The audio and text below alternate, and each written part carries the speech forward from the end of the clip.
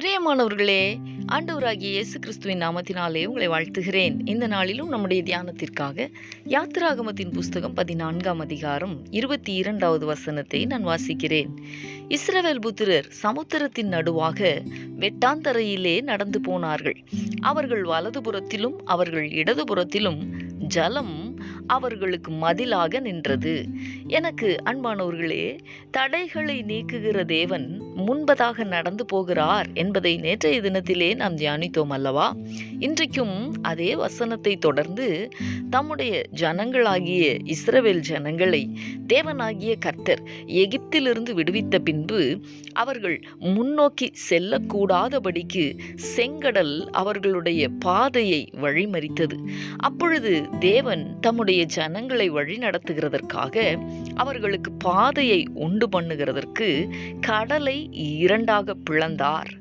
ஜனங்கள் கடலின் நடுவாக உலர்ந்த தரையிலே நடந்து போகிறது போல நடந்து போனார்கள் என்று நாம் வேதத்திலே வாசிக்கிறோம்.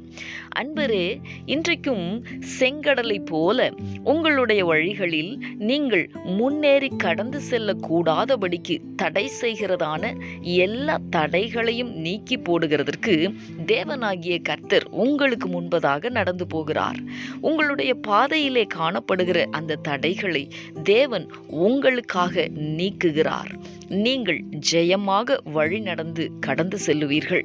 உங்களுக்கு முன்பதாக நிற்கிற செங்கடலை போன்ற இந்த தடையை கர்த்தர் இந்த நாளிலே உங்களுக்காக மாற்றுகிறார். விசுவாசித்து ஜெபிக்கலாமா?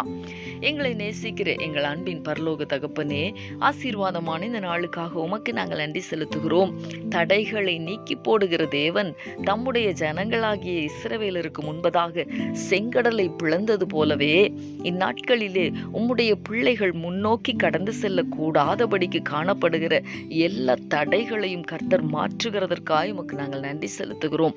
தேவனாகிய கர்த்தர் முன்னணியிலே உம்முடைய பிள்ளைகளுக்காக நீர் கடந்து செல்லுகிறீர். அதற்காக உமக்கு ஸ்தோத்திரம் ஆண்டவரே. உம்முடைய பிள்ளைகளுக்காக நீர் பாதைகளை உண்டு பண்ணுகிறீர். அதற்காக உமக்கு ஸ்தோத்திரம். தொடர்ந்து தம்முடைய பிள்ளைகளை ஜெயமாக நீர் வழி நடத்த போகிறதற்காக உமக்கு நாங்கள் நன்றி செலுத்துகிறோம்.